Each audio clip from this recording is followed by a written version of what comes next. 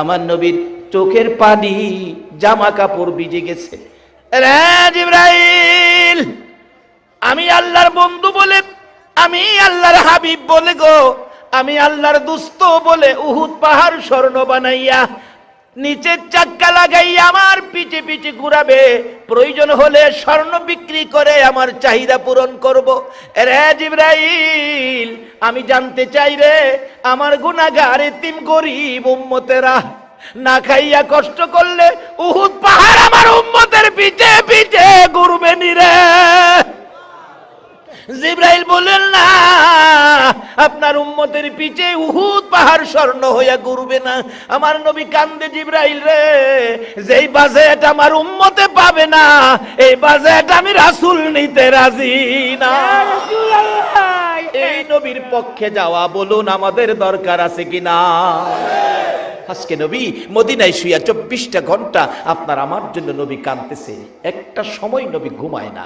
আসুন না সেই মদিনার থেকে একটু ঘুরে আসি, চলুন তো দেখি। ছেড়ে দে নৌকা মাঝি যাব মদিনায়, বলুন ছেড়ে দে নৌকা মাঝি। মদিনাতে কান্দে নবী উম্মতের মায়ায়, মদিনাতে কান্দে নবী উম্মতের মায়ায়। ছেড়ে দে নৌকা মাঝি যাব মদিনায়, ছেড়ে দে নৌকা মাঝি।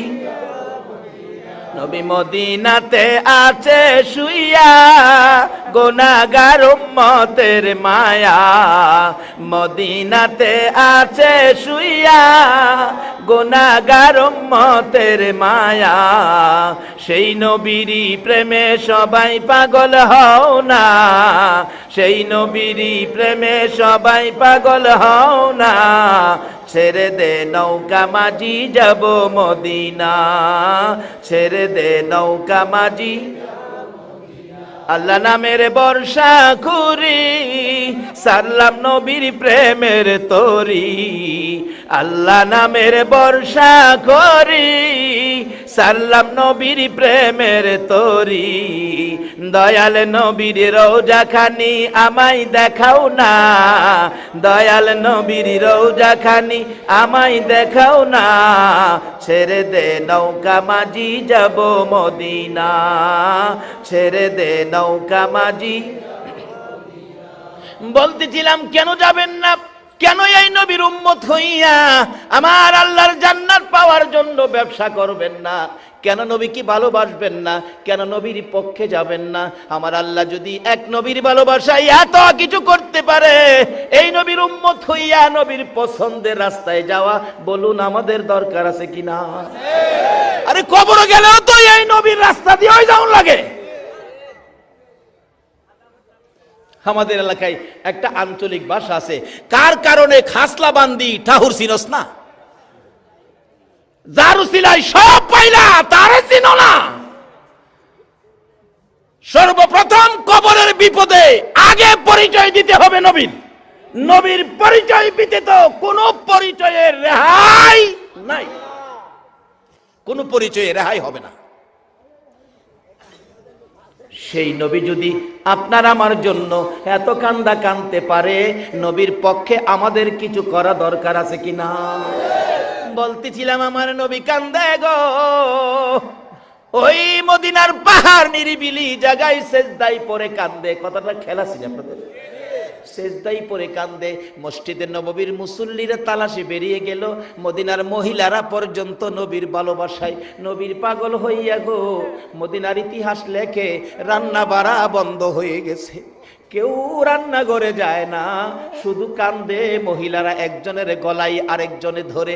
খবর পাইছস নি আমরার নূরের নবী বলে মদিনায় পাওয়া যায় না। এমনকি মদিনার মহিলারা বলেন, আমাদের কুলের বাচ্চাগুলোকে দুধ খাওয়াইতে চাইলে মা স্তনে বাচ্চাকে দুধ খাওয়াবেন চেষ্টা করে, বাচ্চারা স্তনে মুখ লাগায় না, মায়ের মুখের দিকে তাকাইয়া চোখের পানি ছাড়ে, মাঝে মাঝে ঠোঁট দুইটা নাড়ে, কি যেন বলবেন। মা চিৎকার মেরে ডাকে, রে বাবারা বুঝেছি রে, কি প্রশ্ন করবি? এটাই বুঝি প্রশ্ন করবি? মা গো, আমরা দুধ খাবো না গো মা, যতক্ষণ পর্যন্ত রাসূলের খবর না দিবা।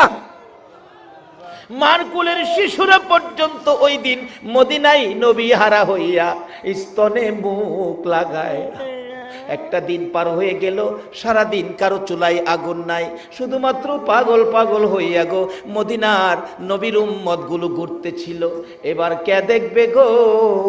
খাতুনে জান্নাত মা ফাতেমার কান্না। মা ফাতেমা দরজাটা বন্ধ করে গো এতি বাবার ব্যথায় ফাতেমা কাঁদে। এবার কে দেখবে? হাসাইন আর হুসাইনের কান্না। দুই ভাই গলাগলি করে কাঁদতে, না না গো কেমনে আমরা দুই ভাইরে বুইলা গেলা গো না। যে হাসাইন আর হুসাইনের প্রতি আমার নবীর কত মহব্বত, কত ভালোবাসা ছিল। আমার নবী 3 দিন পেটের খিদা লইয়া খাতুনে জান্নাত ফাতেমাতুজ জাহরার বাড়ির দিকে যাচ্ছে। ফাতেমার ঘরে কিছু খাবার খাবে, আমার নবীর এটাই যেন ইচ্ছা। দরজায় আওয়াজ দিলেন, মা ফাতেমা কান্নার কণ্ঠে জবাব দিল। ফাতেমা ডাকতেছে, বাবা আসছেন? হ মা, দরজা খোলো। দরজা খুললে খাতুনে জান্নাত ফাতেমাতুজ জাহরা চোখের পানি মুছতেছে। ফাতেমা গো, কেন গো মা চোখের পানি মুছতে কাঁদতেছো? ফাতেমা ডাকতেছে, বাবা গো আজকে 3টা দিন পার হয়ে গেছে গো, ফাতেমার চুলায় আগুন জ্বলে। নানা গো, নানা গো কইয়া তোমার 2 নাতি কাঁদতেছে, পেটের খিদা লইয়া গো বাবা তোমার আদুরের 2 নাতি ঘরের বাহিরে যায় কাঁদতেছে। আমার নবী নাতির কষ্টের কথা শুনে নিজের খিদার কথা রাসূল ভুলে গেছে। যাইয়া দেখে 2 জন গলাগুলি করে কান্দে, মা 3 দিন হলো রে ভাই খাবার দিতে পারলো না, চলো আমরা 2 ভাই আমরা নানার বাড়িতে চলে যাই, আমরা নানার বাড়ি যাব, মা খাবার দিতে পারে না। আমার নবী এই কথাটা শুনে আর নবী দেরি করলেন না, এখান থেকে বেরিয়ে আসলেন। বেরিয়ে গেলেন কোথায়? রুজি রোজগারের ব্যবস্থা করা যায়। বাবারা গো, রুজি রোজগার করে খাবেন, হারাম খায়েন না, কষ্ট করে পরিশ্রম করে খাবেন। আমার নবী নিজেও পরিশ্রম করেছে, অবৈধ লাইনে পয়সা রোজগার করবেন না, হালাল খাবেন।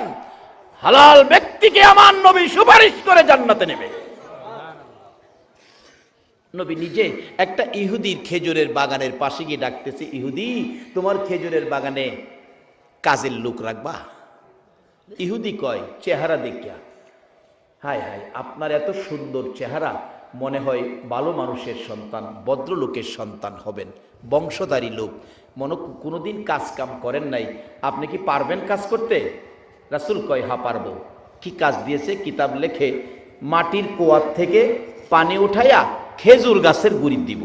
আমাদের দেশের লোকেরা মরুভূমির দেশে যায়া এরকম পানি দেয় না গাছের গোড়া গোড়ায়, এই চাকরিটা রাসূল নিয়েছে। আশেকে রাসূল, আশেকে ওলির দেশের মানুষ, এই কাজটা তো আমার রাসূলও করেছিল, যে কাজের দায়িত্ব নিয়ে তোমরা যাও। নবীজি পানি উঠাবেন, মাইনা কি দিবেন? ইহুদি বললেন, 1 বালতি পানি উঠাইলে 3টা করে খেজুর দিব। নবীজি 8 বালতি পানি উঠাইছেন হাসাইন হুসাইনের ব্যথায়। 8 বালতি পানি উঠাইয়া 9 বালতির জন্য বালতিটা নিচে সাইরা টান দিলে রশি সিরা বালতি পড়ে গেছে। নবীজি দাঁড়াইয়া রয়েছে, ইহুদি দূর থেকে তাকায় রয়েছে, পানি উঠাও না কেন? রশি ছিঁড়ে গেছে। রশি ছিঁড়ে গেছে না ছিঁড়ে ফেলছো? নবীকে চোখ লাল করে কথা কইতেছে, ছিঁড়ে গেছে না ছিঁড়ে ফেলছো? রাসূল বলেন, বাবারে আমি তো ছিঁড়ে ফেলি নাই, ছিঁড়েই গেছে, পড়ে গেছে। না তুমি ছিঁড়ে ফেলছো। আরে বাবা আমি ছিঁড়বো কেন? এই কথা কাটাকাটিতে এক পর্যায়ে ইহুদি, যেই নবীর চেহারায় জীবনে একটা মশা মাছি বসে নাই, এই নবীর সুন্দর গাল মুবারকে থাপ্পড় লাগাই দিছে। আমার নবী একটা চিৎকার মারছে, ইহুদি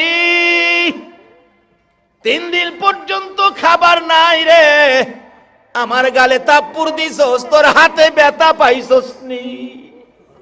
ইহুদি রে দেরি করিস না, আমার আদরের নাতিরা কান্দে রে, যে নাতির মুখে খাবার দেওয়ার জন্য আমি আজকে তোর বাগানে চাকরি নিয়েছিলাম, আমার 8 বালতি পানির বিনিময় 24টা খেজুর দিয়ে দে, আমি 24 খেজুর লই আমার নাতিদেরকে খাওয়াবো। 24 খেজুর লইয়া আমার আপনার নবী রওনা হলেন হাসাইন হুসাইনের দিকে। আমার আল্লাহ ডাকে, জিবরাইল আমার বন্ধুরে বালতি যেন বন্ধু উঠাইয়া দিয়ে আসে। জিব্রাইল সামনে দাঁড়াইলে, ইয়া রাসূলুল্লাহ বালতি উঠাইয়া দিয়ে যেতে হবে। এরে জিব্রাইল, আমি বালতি কিভাবে উঠাবো রে জিব্রাইল? জিব্রাইল বলেন, ইয়া রাসূলুল্লাহ কুয়ার ভিতরে হাত ঢুকাইয়া আপনি নবী বালতিকে ডাক দেন, বালতি আপনাকে চিনে, আপনার ভালোবাসায় বালতি আপনার হাতে এসে যাবে। আমার নবী কুয়ার ভিতরে হাত ঢুকাইয়া ডাকতেছে, এরে বালতি আয় রে, আমি নবীর হাতে আই। বালতিকে আমার নবী ডাক দিতে দেরি হয়েছে, মৃত বালতি কুয়ার ভিতর থেকে নবীর হাতে আসতে দেরি হয় না। যেই নবীর ভালোবাসা মৃত বালতি পর্যন্ত দিতে জানে গো, এই নবীর উম্মত হইয়া নবীর ভালোবাসা দেওয়া দরকার আছে কিনা? কিভাবে ভালোবাসা দিলে নবী খুশি হবে? আসুন আমি সেই দিকে যাচ্ছি। এবার প্রশ্ন আসতে পারে, হুজুর মৃত বালতি কি ডাক দিলে আসতে পারে? আসুন আরো বাস্তবতায় যাই। মদিনায় যারা হজ করতে গিয়েছেন, একটা জায়গার নাম আছে উস্তুনে হান্নানা। তার ঘটনা হলো, আমার নবী যেদিন মসজিদে নববীর মিম্বর পাকা হয় নাই, একটা শুকনা মৃত খেজুরের গাছ পিছনে গাইরা মিম্বরে দাঁড়ায় হেলান দিয়ে খুতবা দিতেন। যেদিন মিম্বর পাকা হলো, এই শুকনা গাছ লাকড়ির সমতুল্য উঠাইয়া ফেলে দিলেন।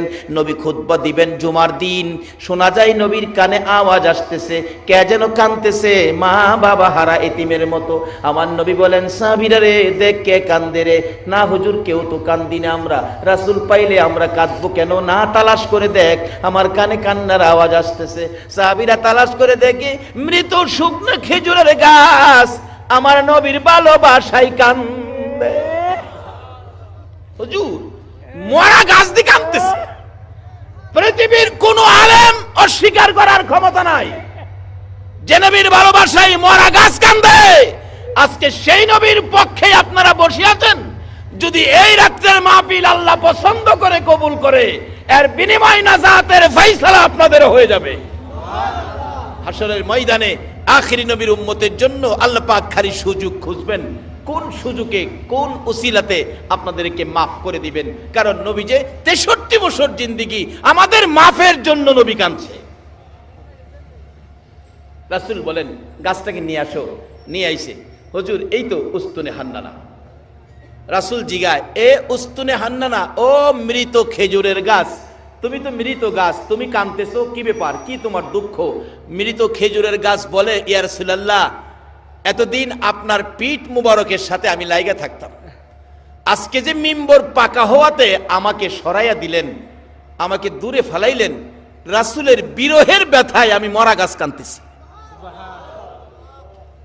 নবীর বিরহের ব্যথায় মৃত গাছ কান্দে, কি আশ্চর্য! রাসূল খুশি হলেন। রাসূল কি হলেন? খুশি হলেন। মরা গাছ রাসূলকে খুশি করতে পারলো, কিন্তু আমরা জীবিত নবীর উম্মত হয়ে তো খুশি করতে পারলাম না। আসুন খুশি করে আল্লাহর সাথে ব্যবসা করে আজকে জান্নাতের বাজেটটা লইয়া বাড়িতে যাব। রাজি আছেন আপনারা? কিভাবে নিবেন? রাস্তা আইতাছে সামনে। নবীজি খেজুরের গাছের কান্না শুনে খুশি হলেন। তুমি আমার জন্য এত পাগল, এত ভালোবাসো, যাও যাও, তুমি আর কাঁদো না। আমি রাসূল তোমার জন্য দোয়া করে দেই, তুমি একটা জীবিত খেজুরের গাছ হয়ে যাইবা। আচ্ছা, আমরা নবীর দোয়ায় মৃত গাছ জীবিত হবে কিনা বলুন? আল্লাহু আকবার। আল্লাহ ডাকতেছে, ও মৃত খেজুরের গাছ, আমি দোয়া করি জীবিত একটা খেজুরের গাছ হয়ে যাইবা। উস্তুনে হান্নানা, মরা খেজুরের গাছ কয়, হুজুর আমি এই দোয়া চাই না। এই চাই না কইস না, কিয়ামত পর্যন্ত হায়াত পাইবি রাসূলের দোয়ার বরকতে। না হুজুর এই দোয়া চাই না। আরে চাই না কইস না, তোর মধ্যে 12 মাস খেজুর থাকবো, সিজন না, সবসময় খেজুর, আমি নবীর দোয়ার বরকতে। হুজুর এটাও চাই না। এই শুন, তোর গাছের খেজুরে এত বরকত হবে, একটা গাছের খেজুর সমস্ত পৃথিবীর উম্মতেরা কিয়ামত পর্যন্ত খাইবো, কিন্তু কমাইতে পারতো না। যতই খাক খালি বাড়বো। নবীর দোয়ার মধ্যে এই বরকত আছে কিনা? হায় হায় হায়, কি যে বরকত আছে, এটা আলোচনা করতে গেলে যাইবো গা সারা রাত। ডাকতেছে, দোয়াটা মাইনা নে। খেজুরের গাছকে, হুজুর সারা পৃথিবীর উম্মতের খেজুর খাওয়াইতাম, এই দোয়াও চাই না। তা তুই কোনটা চাস ক? হুজুর আমি চাই আপনি নবী যে জান্নাতে থাকবেন গো নবী, যে জান্নাতের বিছানার মধ্যে আপনি শুয়ে ঘুমাবেন, ওই জান্নাতের বিছানাটার পাশে আমি একটা খেজুরের গাছ হইয়া সব সময় আপনি নবীকে দেখতে চাই। আমার নবী ডাকতেছেন, সাহাবীরা রে, উস্তুনে হান্নানাকে মাটির নিচে দাফন করে দে। মানুষকে যেমন দাফন করা হয় এমনি ভাবে ওই মৃত গাছটাকে দাফন করেছে, একটু চিহ্ন দেওয়া আছে জায়গাটাই উস্তুনে হান্নানা। নবীর ভালোবাসার ওই গাছটার পাশে দাঁড়াইয়া 2 রাকাত নামাজ যদি কোনো মুসলমান আদায় করে, আমার আল্লাহ তার জীবনের গুনাহগুলো মাফ করে দেয়। বসতে চাইলাম ওই মদিনার উস্তুনে হান্নানা মৃত খেজুরের গাছ যদি নবীর সাথে কথা বলে নবীর মায়ায় কানতে পারে, এই নবী হাত বাড়াইলে বলুন কুয়ার বালতি কি নবীর হাতে আসতে পারে না? বালতি উঠাইয়া ডাকতেছে, ইহুদি ইহুদি নেরে বাবা, তোর বালতি তোরে উঠাইয়া দিয়ে গেলাম, এই যে লাও তোমার বালতি। ইহুদি কয়, বালতি সিরা পড়লো, উড়াইলো কি দিয়া? কোনো রশি নাই, কোনো কিছু নাই, উঠাইলো কি দিয়া? ইহুদি একবার কুয়ার ভিতরে চায়, আবার বালতির দিকে চায়, আবার যেই লোকটা বালতি হাত দিয়া টাইনা উঠাইলো ওই লোকটার দিকে চায়। আমার নবী হাসাইন হুসাইনের মায়ায় রওনা হয়ে গেছে, পিছনে চায়, আবার কুয়ার ভিতরে চায়, বালতির দিকে চায়। ঘটনা কি হলো, আমি কার গায়ে হাত তুললাম? অবশেষে বুঝে ফেলেছে, বুঝেছি আখিরি নবী সারা উনি কেউ হবে না। কার সাথে বেয়াদবি করলাম, সঙ্গে সঙ্গে নিজের হাত নিজে দাও দিয়ে কেটে ফেলছে। জ্ঞান হারা হয়ে পড়ে আছে, কেন বেয়াদবি করলাম? পথিকেরা যাচ্ছে, ব্যবসায়ীরা যাচ্ছে রাস্তা দিয়ে, হাত কাটা একটা ব্যক্তি জ্ঞান হারা, মাথায় পানি দিলেন, জ্ঞান ফিরল, ডাকতেছে, তোমার কি হলো? তোমরা কে? তোমরা কে গো? আমার কি হলো আমাকে জিজ্ঞেস করো না, যদি তোমরা পারো আমার আখিরি নবীর দরবারে লইয়া যা। ওই 2 জন ব্যবসায়ী আজকে কারাগার, সেই ব্যবসায়ী আমার নবীর ভালোবাসার বাজার জমাইছ। ওই ব্যবসায়ীরা ওই ব্যক্তিটাকে, ইহুদিটাকে ধরে ধরে হাত কাটাটা সহ নবীজির বাড়িতে গেলেন, যে ডাক দিলেন, হাসাইন হুসাইন বেরিয়ে আসলেন, কে তোমরা? নানাকে ডাকো। নানা আমাদেরকে খেজুর খাওয়াইতেছে, যা বলতেছে, নানা একটা লোক আসছে তোমাকে ডাকে, হাত কাটা রক্ত পড়তেছে। নবী বেরিয়ে আসলেন, কিরে বাবা, তুমি তো ইহুদি, খেজুরের বাগানের মালিক, হাত কাটা কেন? হুজুর আমি চিনতে পারি নাই, এ হাত বেয়াদবি করেছে রাসূলের শানে, আমি হাত কেটে ফেলেছি। হুজুর গো বলুন আমার বেয়াদবির ক্ষমা হইছে নি? আমাকে আমার আল্লাহ মাপ দিবেনি? আমার নবী বলেন, ইহুদি রে মাপ পাবে রে, কালিমা পড়ে যদি মুসলমান হয়ে যাও। ইহুদি কয়, মাপ যখন পাওয়ার পথ হইছে, হাতটা নি জোড়া লাগাইতে পারি দিহি। হুজুর আমি কালিমা পড়বো, আমার হাতটা যদি জোড়া লাগাইয়া দিতে পারেন, বলুন আমরা নবী, রহমতের নবী, কাটা হাত লাগাইতে পারবে কিনা? আমার নবী বলেন, ইহুদি হাত জোড়া লাগাইলে কি কালিমা পড়বি? জি কথা দিলাম কালিমা পড়বো। আমার আল্লাহ কয়, জিবরাইল রে যা রে, আমার বন্ধুর কাছে যা, আমার বন্ধুর কানে খবর পৌঁছে দে, হাত লাগাইয়া বন্ধু যেন একটা বিসমিল্লাহর বরকতের ফু দিয়ে দেয়। এ হাত আমি আল্লাহর কুদরত লাগাইয়া জোড়া লাগাইয়া দেব। এবার নবীজির কানে খবর জিবরাইল পৌঁছে দিলে আমার নবী ডাকতেছে, ইহুদি আয় আমার পাশে আয়। কাটা হাতটা বাম হাতের মধ্যে নবীজির হাতে দিলে, হাতের জায়গার হাত লাগাইয়া বিসমিল্লাহির রহমানির রহিম বলে একটা মট দিলেন, ফু দিলেন। ইহুদি টাইনা দেখে আগের চাইতে শক্ত হয়ে হাত লাইগা গেছে। একটা চিৎকার মেরে ডাকছে, হুজুর আর দেরি নয় গো, আমারে কালিমা পড়াইয়া মুসলমান বানাইয়া দেন।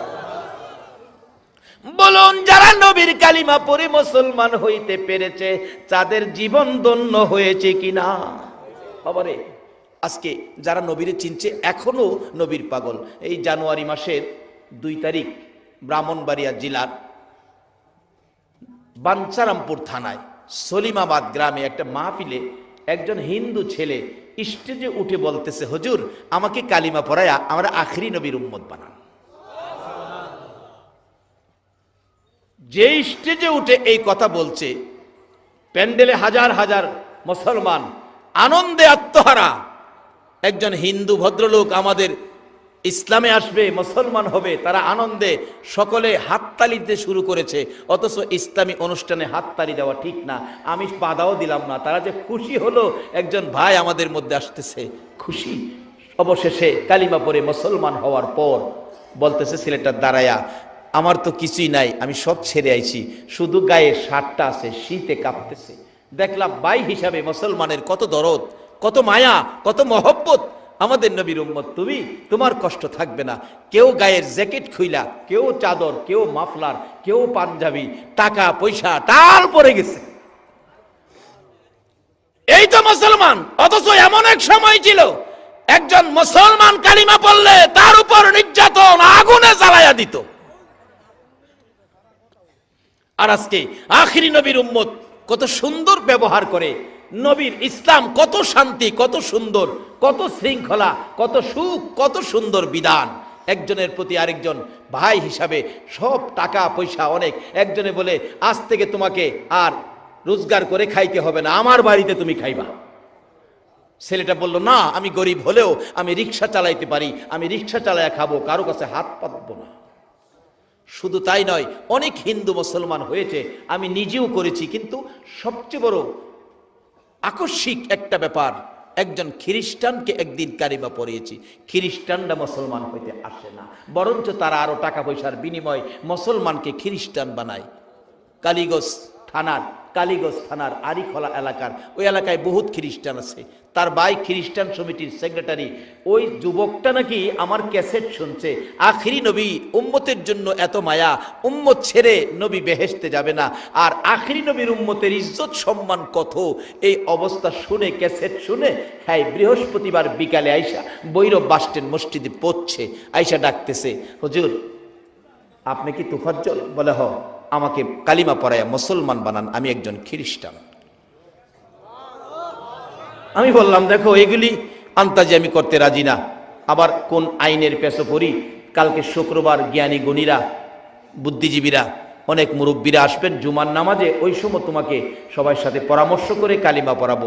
ওই যুবকটা বলতেছেন, তাই নাকি হুজুর, কালকে পড়াবেন? আচ্ছা ঠিক আছে। হ্যাঁ, রাত্রে থাইকা সকালবেলা গুসুল টুসুল করে পরিষ্কার হয়ে মসজিদের কোনায় বৈশা রইছে। নামাজ তো পড়তে পারবে না যেহেতু কালিমা পড়ে নাই। কিন্তু নামাজের শেষে আমি ডাকলাম, মুরব্বীরা বসেন, এই ঘটনা। ছেলেটাও মাঝখানে বসলো তো এখানে কালিমা পড়াইতে গেলে একজন সাংবাদিক বললেন, ইউনো অফিসে নিয়ে কাগজপত্র করতে হবে, এফিডেভিট করতে হবে, অনেক কাগজপত্র দরকার আছে, নাইলে আইনের সমস্যা আছে। এগুলি ফাইসালা করে তখন সকলেই বলল, তে কাগজপত্র কে করবে? একজন সাংবাদিক দায়িত্ব নিলেন, কাগজপত্র আমি করব। তাইলে তুমি কাগজপত্র আজকে রেডি হলে কালকা তোমাকে কালিমা পড়াইয়া মুসলমান বানাবো। এই যুবকটা বসার থেকে উঠে দাঁড়াইয়া দুইটা চোখের পানি ছেড়ে দিছে। হুজুর, আমি আশা করে আসছি কালিমা পড়ে আখিরি নবীর উম্মত হব, আপনি আমাকে কালকে কালিমা পড়াবেন। আজকে যদি আমার মৃত্যু হয়ে যায় তাহলে তো আমি আখিরি নবীর উম্মত হয়ে মরতে পারলাম না। আজকে যদি আমার মৃত্যু হয়ে যায়।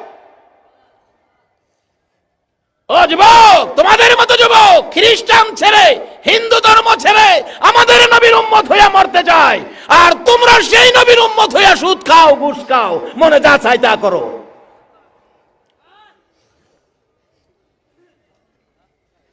কেন তোমার আমার মধ্যে এই রোগগুলি ঢুকলো? আসো, যেই কাজের জন্য আল্লাহ বানাইছে আমরা সেই কাজটা আদায় করি। কি করবেন? আসতেছি সামনে। সে নবীর উম্মত হওয়া আমাদের দরকার আছে কিনা বলুন? খ্রিস্টান যুবক যদি কালিমাটা কালকে নয় আজকে পড়ান, কেন? যদি আমার বিকালে মৃত্যু হয়ে যায়, আমি তো আখিরি নবীর উম্মত হয়ে মরতে পারলাম না। বলতেছিলাম, এই নবীর উম্মত হওয়ার জন্য খ্রিস্টানরা পাগল, এই নবীর উম্মত হওয়ার জন্য হিন্দুরা পর্যন্ত পাগল। বাস্তব দুইটা ঘটনা বললাম। এই নবীর উম্মত যারা হয়েছেন, এই নবীর খুশি করার কাজগুলো করা আমাদের দরকার আছে কিনা? বাবারা কেন করবেন না? বলতেছিলাম, আমার নবী একটা দিন পার হয়ে গেল গো, সারাদিন নবীর খাবার নাই, গোসল নাই, বিছানা নাই, আরাম নাই, সেজদাই পড়ে নবী কান্দে। সারাটা দিন পার হয়ে গেল, মদিনার মানুষ যেন এতিম, হাহাকারের মধ্যে, রাসূল পাওয়া যায় না।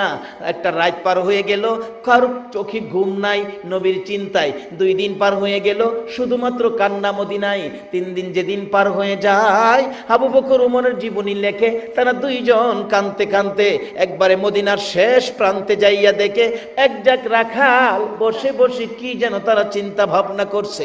আবু বকর ওমর 2 জন প্রশ্ন করলেন, এরে রাখালেরা, কি চিন্তায় তোমরা বসে আছো?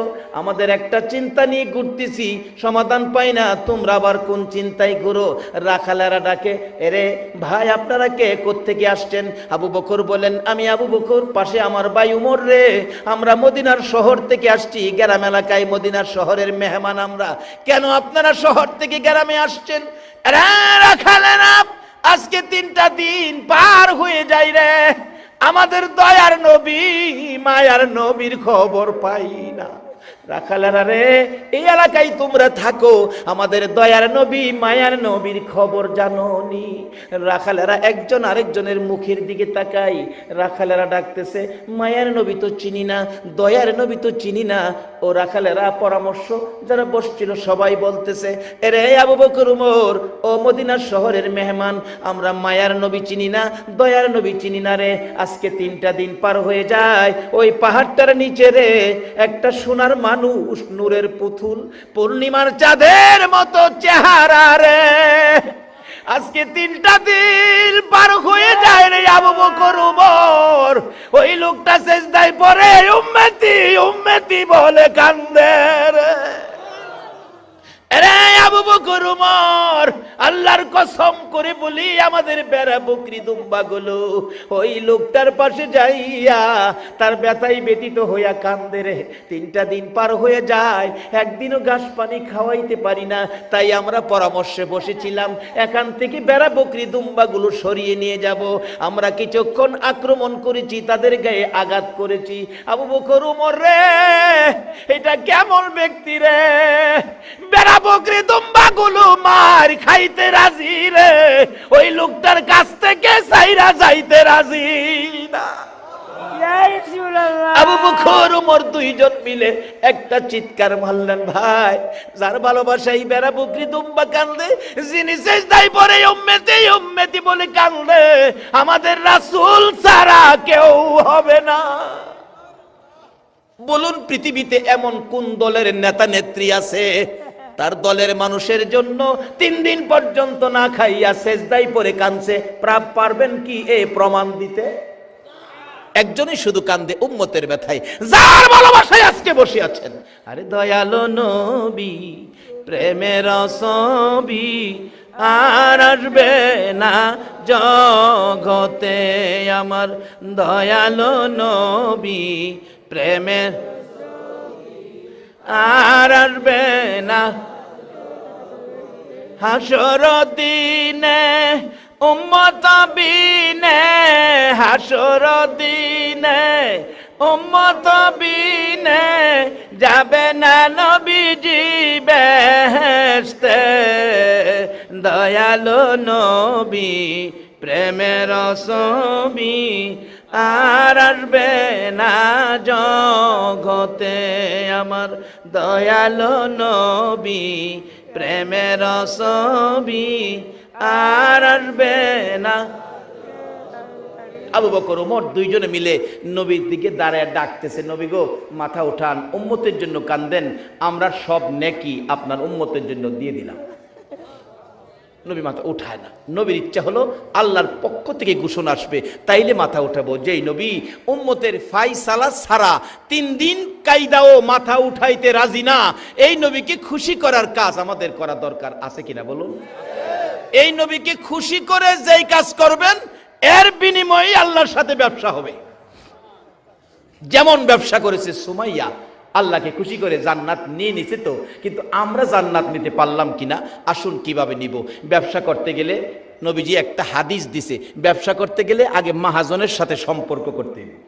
আপনাদের শ্রীমঙ্গল থেকে আনারস নিব, আনারস নিতে গেলে তো কে আনারস বিক্রি করে, আগে মাহাজনের লগে আমার একটা যোগাযোগ করুন লাগতো না? আমার আল্লাহ মহাজন, আপনারা হবেন ব্যবসায়ী। আমার নবী কইছে এই ব্যবসায়ীর সাথে যোগাযোগ তোমরা আগে করো, আগে পরিচয় করো। কিভাবে করবা? হাদিস দিয়ে রাসূল বলে গেছে, আসসালাতু মেরাজুল মুমিনিন। ওই মহাজনের সাথে যোগাযোগের বাহন হলো নামাজ। যেই যত বুজুর্গির অভিনয়ই করেন, নামাজ ছাড়া ওই মালিকের সাথে যোগাযোগ করার রাস্তা নাই। সহজ হয়ে পড়ছি হলে ব্যবসা করবেন, মহাজন চিনতেইব তো। নবী কইছে এই মহাজনের লগে যোগাযোগের রাস্তা হলো নামাজ। আসসালাতু মেরাজুল মুমিনিন। বাইজিদ বুস্তামি রহমাতুল্লাহ আলাইহির জীবনী। এই ওয়াজে বাইজিদ বুস্তামি আল্লাহর ওলি হইয়া নবী কইছে মাওলার সাথে দেখা করতে নামাজ দা। আর কি করুম, জায়গা ঘুরে গেলে আই। আল্লাহু আকবার। খারিছে লাগা আল্লাহর আরশে গিয়া ঢুকছে। সুবহানাল্লাহ কইতেন না? আরশে গিয়া ঢুকছে। ঢুকে নামাজ অবস্থায় জিগায়, আরশ আল্লাহ কই? অনেক সময় নামাজও থাকেও কথা কোন যা, কিন্তু এই জায়গা গিয়া বাবারে তুমি গরিব হতে পারো, আল্লাহর সাথে সম্পর্কের রাস্তা গরিবের জন্য যেই দরজা, বড়লোকের জন্য সেই দরজা, একটু বেশ কম নাই। আরশ আল্লাহ কই? নামাজ থেকে দেখে। আমরা দেশেও কিন্তু এরকম মুসল্লি আছে। আমার এক মুসল্লি আছে মসজিদে, নামাজও থেকে সায়া দেখে কেনা কি করে। একদিন নামাজও থেকে থুতু ফালাইব, নামাজ থুতু তাকবীর তাহরিমা বাইন্দা দাঁড়াইছে, তো হাত ছাড়ছে না, থুতু লইয়া মসজিদের বাইরে গেছে। থুতু ফালাইয়া আবার একা রয়েছে। আরেকদিন তার সামনে জুতা তুলছে, তো বাক্সর মধ্যে জুতা, যে আরেক মুসল্লির জুতা নিতাছে, নামাজও থেকে কইতাছে, দেখেন আমারটা নেন না। সরল মানুষ আর কি, যাক তো দোহাই নামাজ পড়ে। আরে জ্ঞানী হয়েও তো অনেকে জ্ঞান লইয়াও তো নামাজ পড়ে না। এই জ্ঞানীর চেয়ে সরল বেড়ই বালা। নবীজির কথায় আল্লাহ পাইতে গেলে কার কথায় যাওন লাগবো বলুন? নবীর কথায়। কার কথায়? নবীর কথার রাস্তা ছাড়া আল্লাহ পাওয়ার কোন রাস্তা নাই। বাইজিদ দাঁড়াইছে, আল্লাহু আকবার। আরশে গিয়ে ঢুকে জিগাই, আরশ আল্লাহ কই? আরশ কয়, বাইজিদ আল্লাহ তো আরশে থাকে না। এই কও কি? আল্লাহ আরশে থাকে। নবী কইছে দিদার করতাম, সাক্ষাৎ করতাম নামাজ দিয়া। আমি নবীর কথায় নামাজ দিয়াইছি। বাইজিদ নবীর সাথে আরেকটা গোপন চুক্তি হইছে জানো? আরশে কয় গোপন চুক্তি। কি গোপন চুক্তি? বাইজিদ জিগায়, নবীর সাথে আল্লাহ কথা দিছে, নবী গো তোমার উম্মত যদি নামাজে দাঁড়ায়, আমি আরশ ফালায়া, কুরসি ফালায়া, তোমার উম্মত জমিনও দাঁড়াইছে না, আমি জমিনও গিয়া তোমার উম্মতের সাথে দেখা দিব। সুবহানাল্লাহ। আসতে গেলেন এটা কেমন ভাগ্য? আল্লাহ আরশ কুরসি ফালাইয়া এই নবীর উম্মতের লগে দেখা করতো, জমিন হইব। এর চেয়ে বড় ওয়াজ আর কি হতে পারে? এরপরও যদি নামাজ না পড়ি, নবী খুশি হইব? জি না।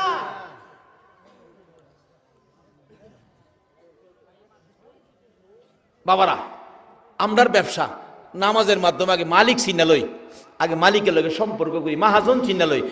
কোন নামে কোন দোকানে মাল ভাড়াইবেন, আগে মাহাজন চিনালন। কার দোকানতে মাল নিবেন, কোন দোকানের মাল কি অবস্থা, আগে মাহাজন চিনেন। নবীজি কইছে মাহাজন চিনার লাগে বাইজিদ বুস্তামি রহমতুল্লাহ গেছে গা, যা ডাকতেছে, আরশ কই? মালিক কই? মালিক তো আরশে না, নবীর লগে কন্ট্রাক্ট হইছে। নবীর উম্মত নামাজে দাঁড়াইলে আরশ কুরসি ফালাইয়া জমিনে যাইব, তুমি নামাজে দাঁড়াইছো, আল্লাহ তো জমিনে গেছে। একটা চিৎকার যে মারছিন বাইজিদ আল্লাহু আকবার বলে, বাইজিদের সারগীত বলেন, আমি চিৎকারে ঘুম থেকে উঠছি, ঘুম থেকে উঠি দেখি আমার পিসাব কেবলা বাইজিদ গলাদা গড়গড়ায় রক্ত বাইরিতেছে। এত জোরে চিৎকার মারছিন কেন? যে আল্লাহ বলে এই নবীর উম্মতের সাথে দিদারের জন্য জমিনে যায়।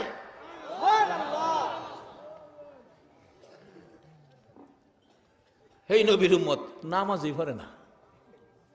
নবী এত কষ্ট করছেন এই আমলের লাগিয়া, এত সুযোগ এত সুবিধা দিয়ে গেছে এই আমলের লাগিয়া। বাইজিৎ জ্ঞান ফিরছে, রক্ত বাহির হইতেছে। আল্লাহ, এ কত বড় কথা। তাইলে আমরা নবীর কথার মাধ্যমে ওই মহাজনের সাথে ব্যবসা করতে রাস্তাটা নিলাম। রাস্তাটা কি বলুন, সবাই বলুন। আরে পড়েন আর না পড়েন, স্বীকার করেন না, সেই রাস্তাটা কি? নামাজ। এই নামাজ দিয়া মালিকের সাথে ব্যবসা করবেন। আল্লাহু আকবার।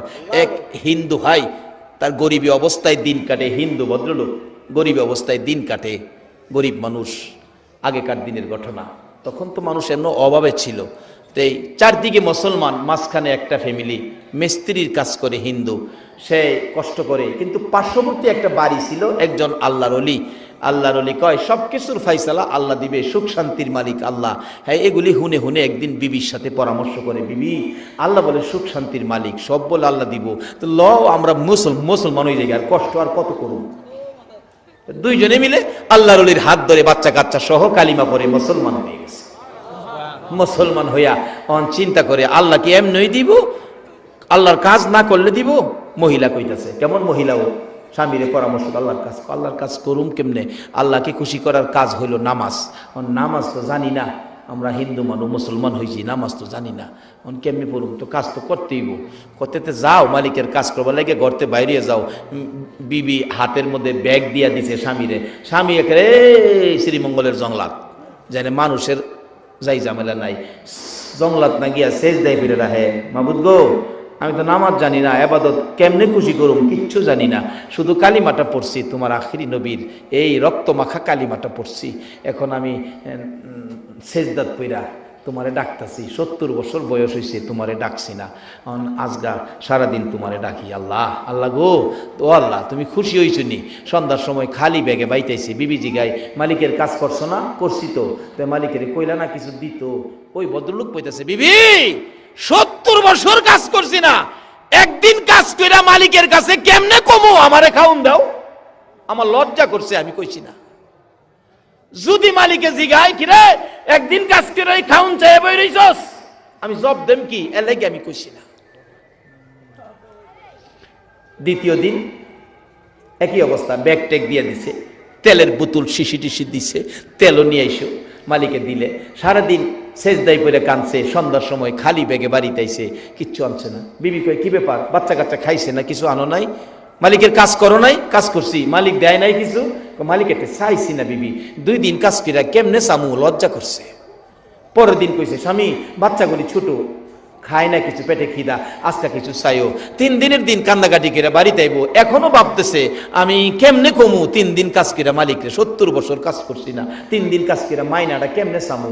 লজ্জায় না চাইয়া রাস্তাতে আবার চিন্তা করে বিবিরে কেমনে বুঝামু, বিবিরে বাচ্চা কাচ্চা খাইছে না, হেরারে সান্ত্বনা দিমু কেমনে? আর মালিকেরটা কইতাম পারতাছি না, আর বাড়ি তো আজগা কিছু না লইয়া যাইতাম পারতাছি না। মালিকেরটা না কইয়া লজ্জা করে, কেমনে কমু? যাক বিবিরে বুঝাইবার লেগে, বাচ্চা কাচ্চারে বুঝাইবার লেগে একটা সিস্টেম করি। তার জীবনী লেখে, 1 ব্যাগ বালু ভরছে, বালু 1 ব্যাগ বইরা 2 বোতল পানি ভরছে, পানি বইরা বাড়ির যাইতেছে। বিবি দূর থেকে দেখে আজকা বুঝি মালিকে দিছে খাবার।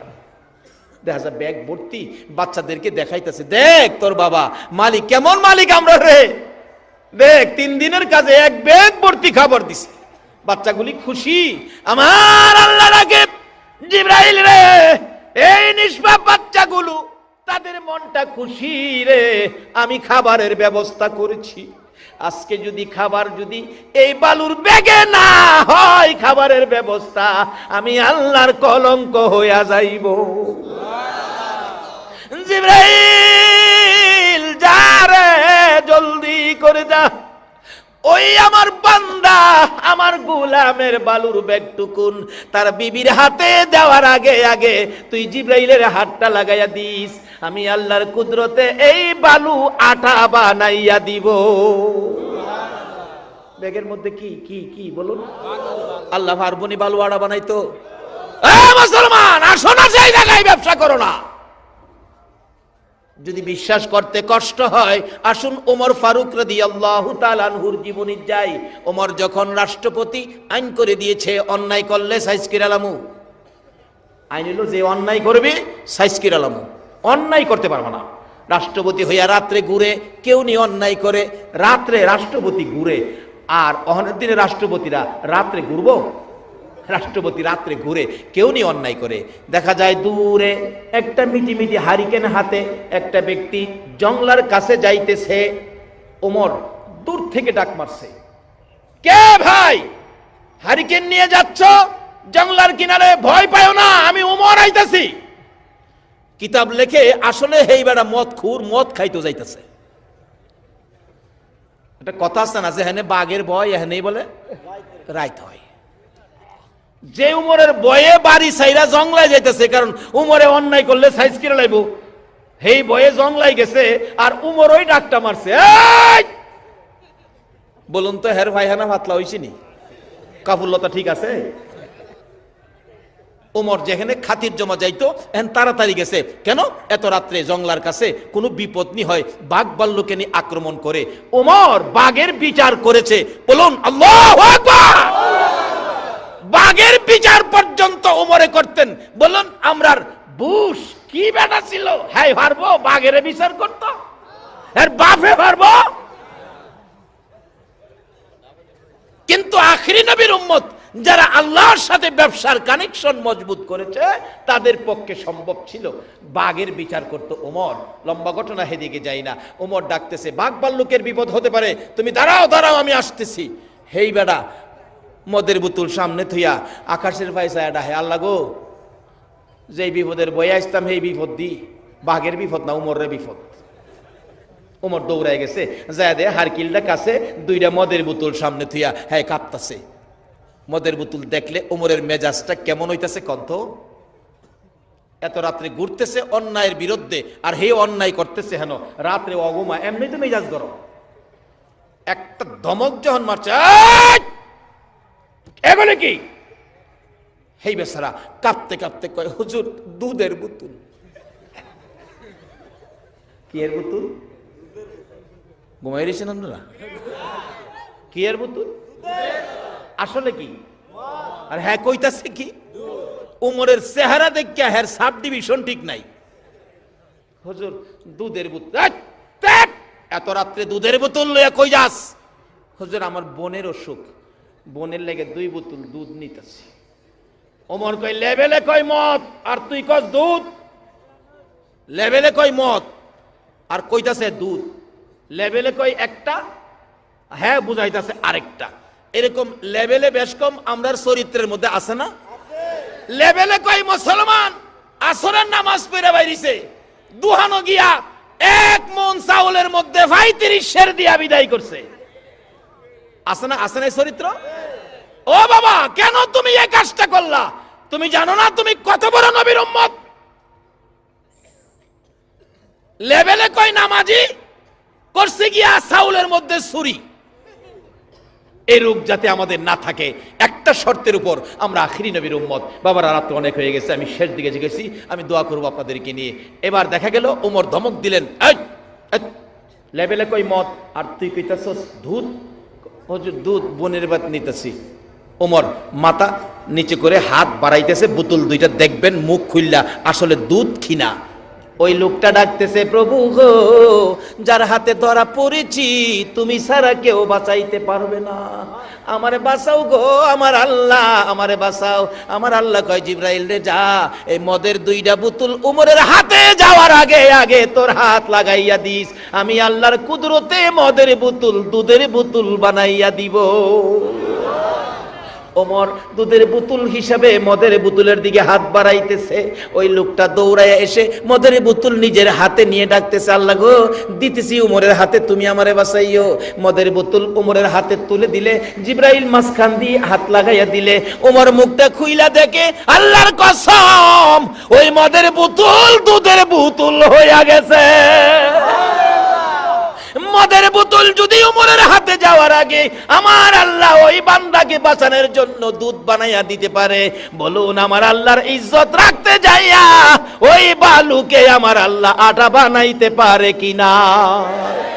বিবির হাতে দেখতেছে আর বিবি খুশি হয়েছে, ও স্বামী কেমন মালিক গো, ব্যাগ ভর্তি আটা দিয়েছে, তোল আনছো, তোল আনছি গো বিবি, আসলে তো ভিতরে পানি, বালুর ভ্যাগ, পানি বোতলে, বোতলার ভ্যাগ বিবির হাতে দেয় আর কলিজা ফাটা কান্না কানতেছে, মাবুদ আমারে লজ্জা দিও না, তোমার নামের কলঙ্ক কইরো না।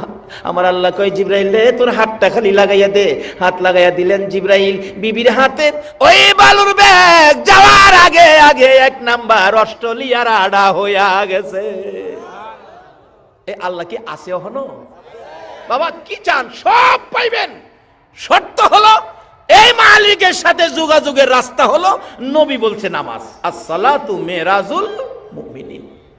কিন্তু নবীর মহব্বতের সহিত নামাজ পড়তে হবে। নবীর মহব্বত ছাড়া নামাজ পড়েও মালিকের সন্তুষ্টি আদায় করতে পারবেন না। বাবারা আসুন, মালিকের সাথে সম্পর্কের জন্য রাস্তা হলো নামাজ, শর্ত হলো মহব্বত, নবীর মহব্বত। রাসূল নিজেও হাদিস শরীফে ওয়াজ করেছেন, লা ইউমিনু আহাদুকুম হাত্তা আকুনা আহাব্বা ইলাই মি ওয়ালিদিহি ওয়া ওয়ালাদিহি ওয়ান নাসি আজমাইন। দুনিয়ার সবচাইতে ধন সম্পদ, বিবি বাচ্চা, টাকা পয়সা যা কিছু আছে সবচাইতে যদি রাসূলের ভালোবাসা অন্তরে বেশি না থাকে, ওই রকম ব্যক্তির ইবাদতেও কোনো কাজ হবে না। আসুন ইবাদত করি নবীর মহব্বত দিয়ে, নবীর ভালোবাসা দিয়ে। আর ওই নবী রাস্তা দেখাইছেন, এই মালিকের সাথে ব্যবসা, মালিক বলেছে জানমাল খরিদ করবে, জান্নাতটা আমাদেরকে দিবে। ওই জান্নাত পাওয়ার জন্য আজকের মাহফিলটা এটা জানমাল দেওয়ার লক্ষণ, আল্লাহর জান্নাত পাওয়ার লক্ষণ। এতেই বোঝা যায় মাহফিল করতে খরচ হয়, শারীরিক পরিশ্রম, আর্থিক খরচ হয়, এই সবগুলি আল্লাহ পাক খরিদ করে জান্নাতের বিনিময়ে। কিন্তু এই মহাজনের সাথে জান্নাত নেওয়ার রাস্তা, যোগাযোগের জন্য শর্ত হলো নামাজ। সেই নামাজের কথাই আল্লাহ পাক কোরআন শরীফে বলেছে, মানুষ এবং জিনকে বানাইছি একটা কাজের জন্য, সেই কাজটা হলো ইল্লা লিয়াবুদুন, তোমরা আমার ইবাদত করবা। ইবাদতের মধ্যে উত্তম ইবাদত কি বলুন? নামাজ। বাবারা এই মাহফিল থেকে মাগো তোমরাও এই নামাজটা ধরো গো মা, ও বাবারা, ভাইরা, ও যুবক, নামাজ ধরো। তুমি যদি আখিরি নবীর উম্মত ঘুমন্ত অবস্থায়, অন্যায় না গিয়ে ঘুমন্ত অবস্থায় ঘুমায় রইছো, আর তোমাকে নফল নামাজের নেকি সারা রাত দেয়, আর যদি এশারের নামাজটা পড়ে ঘুমাও, না জানি আমার আল্লাহ তোমারে কত কিছু দেয়। বাবা এই দুনিয়ার সম্পদ যা জুড়াইছো, চক্ষু বন্ধ করলে সাদা কাফনের প্যাকেট ছাড়া তোমার আর কিচ্ছুই নাই। কাজী কবরে যাওয়ার আগে আল্লাহর সাথে ব্যবসা করো, জান্নাত আদায় করো। সুমাইয়ার মতো মহিলা যদি জান্নাত নিয়ে কবরে যেতে পারে, আমরা সেই জান্নাত হাসিল করব। কবরে যাওয়ার আগে আল্লাহ আমাদেরকে ওই যে ইবাদতের জন্য বানাইছেন, সে ইবাদত করে কবরে যাওয়ার তৌফিক, ব্যবসা করার তৌফিক দান করুক। সকলে বলুন আমিন।